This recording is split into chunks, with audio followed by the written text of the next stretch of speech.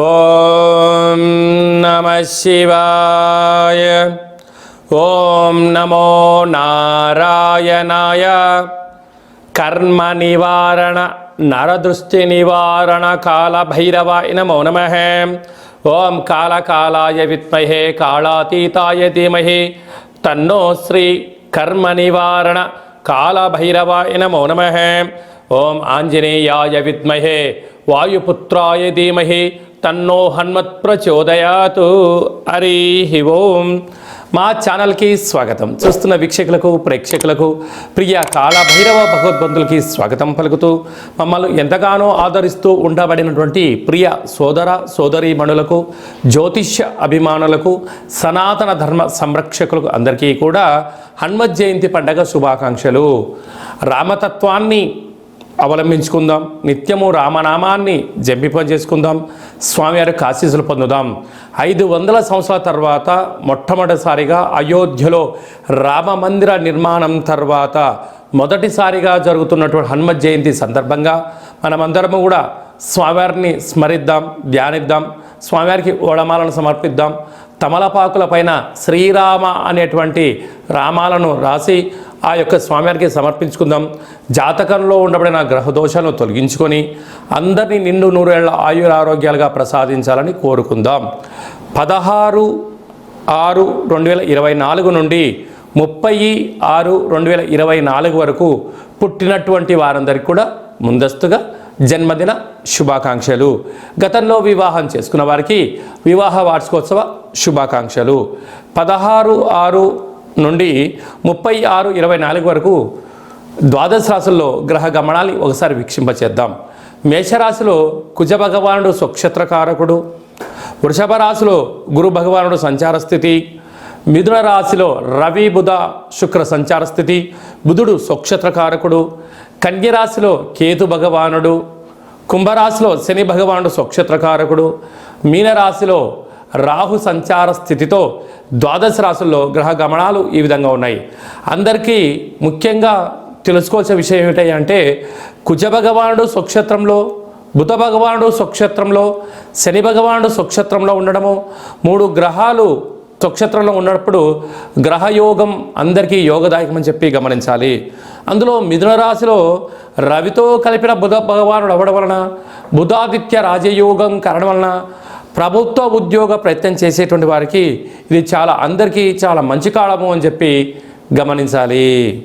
మిథున రాశి వారికి బుధాదిత్య రాజయోగం కారణం వలన ఎలా ఉండబోతుందో, జ్యేష్ఠమాస పూర్ణిమ, జ్యేష్ఠమాస బహుళ అష్టమి తిథి ఎందున ఎలాంటి విధి విధానాలు పాటించాలో ఈ వీడియోలో సవివరంగా సంపూర్ణంగా తెలుసుకుందాం.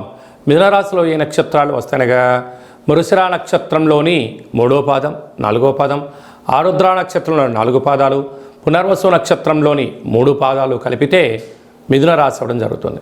చాలామందికి పుట్టినటువంటి కాల సమయంలో డేటా బర్త్లు లేనటువంటి కారణం వలన పేరు యొక్క మొదటి అక్షరాన్ని అనుసరిస్తూ ఆ రాశిని తెలుసుకునే ప్రయత్నం చేద్దాం. కా, కి, కు, ఖం, అజ్ఞ, చ, కే, కో, హ అక్షరాల వారందరూ మిథున రాశి జాతకులే. మిథున రాశి యొక్క అధిపతి బుధ భగవానుడు. మిథున రాశిలోనే రవి బుధుడు ఏడాది తర్వాత కలిసి ఉండడము మిథున రాశి వారికి యోగదాయకం అని చెప్పుకోవచ్చు. అక్కడే కూడా శుక్రుడు కూడా కలిసి ఉండడం వలన ప్రభుత్వ ఉద్యోగ ప్రయత్నం చేసేవారికి చాలా మంచి కాలము. గతంలో ప్రభుత్వం నుంచి రావాల్సినటువంటి డబ్బులు కానీ, పత్రాలు కానీ, బ్యాంక్ లోన్లు కానీ, హ్యాండ్ లోన్స్ కానీ రావడము, స్థిరాస్తులు, చరాస్తులు, భూములు, క్రయ విక్రయాలు, బంగారు ఆభరణాలు, నూతన వస్త్రాలు, క్రయ విక్రయాలు యోగదాయకము మిథున రాశి వారి యొక్క సొంతం అని చెప్పి గమనించాలి. అర్ధాస్తమ కేతు కారణం వలన చిన్న చిన్న విషయాలు మీకు ఆందోళన కలిగించే పరిస్థితి ఉంటుంది. అంటే ఎవరైనా ఏమని అనుకుంటున్నారేమో, నా గురించి అందరు చర్చించుకుంటున్నారేమో అని మీలో మీరు మదన పడాల్సిన అవసరం లేదు. కారణం ఏమిటంటే, అర్ధాస్తమ కేతు కారణం వలన అష్టమ గ్రహకారకుడు అర్ధాష్టమంలో ఉండడం వలన ప్రతిదీ అర్థం లేనటువంటి ఆలోచన చేయడము, నిద్రలేని రాత్రులు గడపడము, ఒత్తిడికి గురయ్యే పరిస్థితి ఉంటుంది. దయచేసి అనుకునేవాడు అనుకుంటూనే ఉంటాడు, మీరు చేయాల్సిన పనులు మీరు చేసుకుంటూ వెళ్తూ ఉండండి. విజయం కలిగిన తర్వాత ఈ ఆటంకాలు ఏమీ ఉండవు అని చెప్పి గమనించగలగాలి. భాగ్యస్థానంలో శని భగవానుడు స్వక్షేత్రకారకుడుగా అవ్వడం వలన వివాహ ప్రయత్నం చేసేవారికి మంచి యోగము, భార్యాభర్తల మధ్య అన్యోన్యత, కొత్తగా వ్యాపారాలు ప్రారంభించడం, కొత్త పెట్టుబడులు స్వీకరించజేయడము, ఉన్నతమైనటువంటి జీవితానికి స్వాగతం పలకడంలో మిథున రాశి వారికి ఈసారికి మంచి కాలం ఉందని చెప్పి గమనించగలగాలి. రాజ్యస్థానంలో రాహు, అన్నింటా విజయం మీ సొంతమవుతుంది. ధర్మంగా ఉండండి, న్యాయంగా ఉండండి. కుక్కలకు కానీ పక్షులకు కానీ ఆహారాన్ని దానం చేస్తూ ఉండండి. విజయం.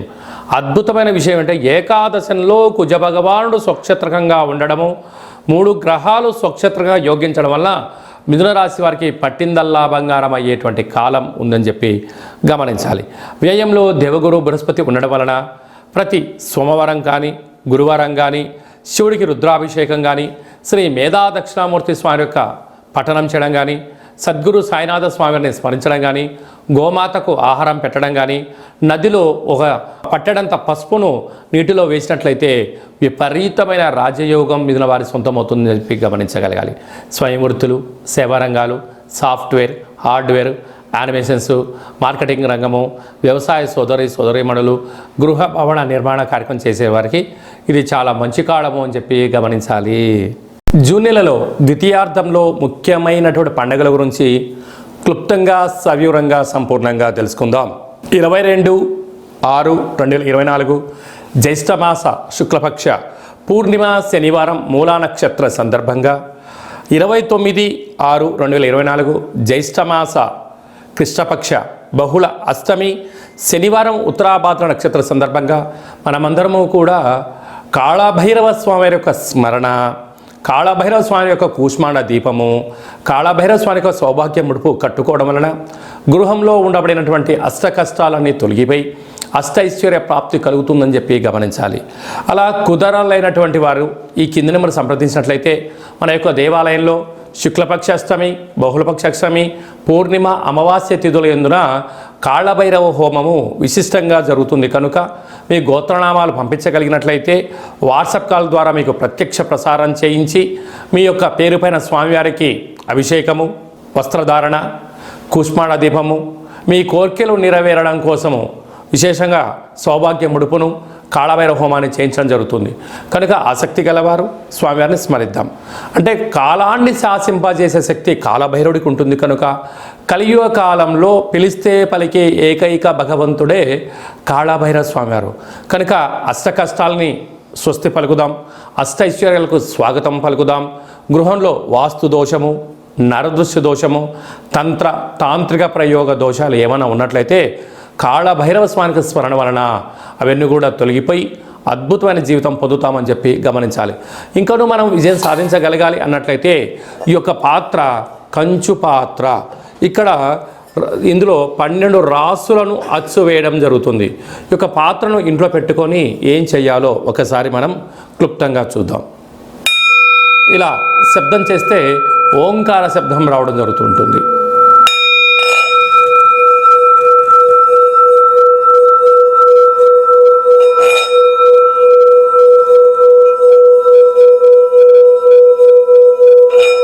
ఇలా ఓంకార శబ్దాన్ని సృష్టించడం వలన గృహంలో ఉండబడినటువంటి జ్యేష్ఠాదేవి బయటికి వెళ్ళిపోయి వీధిలో గ్రామంలో సంచరించేటువంటి మహాలక్ష్మీదేవి అమ్మవారు మన ఇంట్లో వచ్చి స్థిరంగా కూర్చొని అద్భుతమైన శక్తి కలుగుతుంది. మానవుని శరీరంలో ఉండబడినటువంటి మూలాధార, స్వధిష్టాన, మణిపూర్వక, విశుద్ధ, అనాహత, ఆజ్ఞాన చక్రాలు వికసింపచేసి మనం ఏదైతే అనుకుంటున్నామో ఆ పని ఆకర్షణ, వశీకరణ కలుగుతుంది.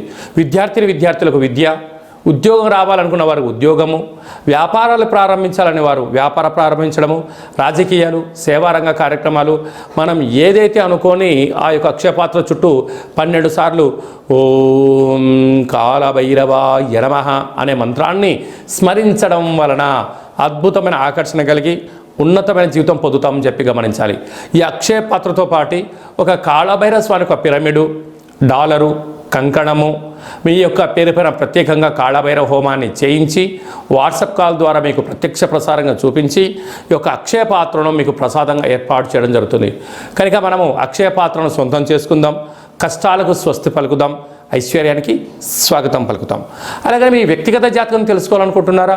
మీ పుట్టినటువంటి తేదీ, నెల, సంవత్సరం సమయం రాసి పంపించినట్లయితే 100 సంవత్సరాల జాతకాన్ని సవివరంగా సంపూర్ణంగా వ్రాసి మీరు పుట్టినప్పుడు గ్రహ గమనాలు ఎలా ఉన్నాయి, ప్రస్తుతం ఎలా ఉంటున్నాయి, రాబోయే కాలంలో ఎలా ఉండబోతున్నాయో మీకు వివరిస్తూ ఆధ్యాత్మిక సలహాలు ఇవ్వడం వల్ల మీ యొక్క జాతకాన్ని జీవన గమనంలో ముందు మార్గదర్శకత్వాన్ని తెలుసుకొని విజయానికి స్వాగతం పలకగలరు అని చెప్పి విన్నవించుకోవడం జరుగుతుంది.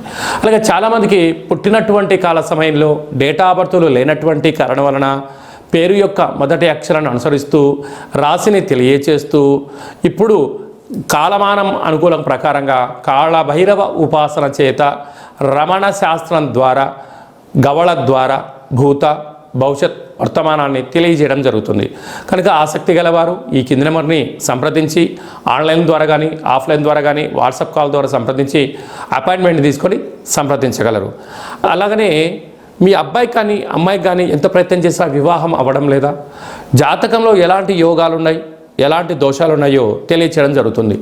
వచ్చినటువంటి వధువు కానీ వరుడు యొక్క వీరి యొక్క జాతకంలో గ్రహమైత్రి ఎలా ఉంది, పాదాలు గణాలు గుణాలు వివాహ తదనంతరం వీరికి ఎలాంటి యోగాలు ఉన్నాయో కూడా ముందస్తుగా తెలుసుకొని ప్రయాణించడం ఉత్తమోత్తంగా భావించగలగాలి.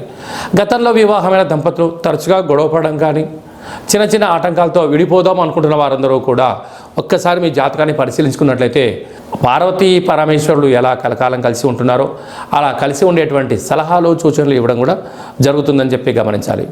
మీ అబ్బాయి కానీ అమ్మాయికి కానీ పుట్టినటువంటి చిన్నపిల్లల యొక్క పేర్లు, ఆ పుట్టినటువంటి రోజు, ఆ మాసము, ఆ నక్షత్రానికి ఆధ్యాత్మికమైన పేర్లు ఏం పెట్టుకోవాలో కూడా సంప్రదించి పెట్టుకోగలరు.